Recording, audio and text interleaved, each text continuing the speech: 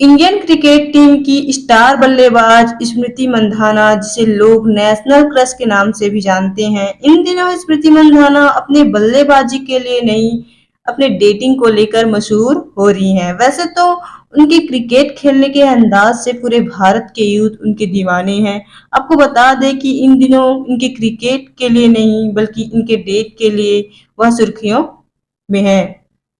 मशहूर बॉलीवुड सिंगर के भाई को इन दिनों डेट कर रही हैं। ऐसा कयास लगाया जा रहा है कि बॉलीवुड की फेमस सिंगर पलक मुच्छल की भाई पलाश मुच्छल को डेट कर रही हैं। कहा जा रहा है कि पलक के घर हर छोटे बड़े इवेंट में यह नजर आती रहती हैं। वहीं पलाश मुच्छल की बात करें तो वो मशहूर बॉलीवुड के सिंगर होने के साथ साथ डायरेक्टर भी हैं, जिन्होंने अर्ध मूवी को डायरेक्ट किया हुआ है। ऐसे ही नई जानकारी के लिए चैनल को लाइक शेयर सब्सक्राइब करना ना भूलें।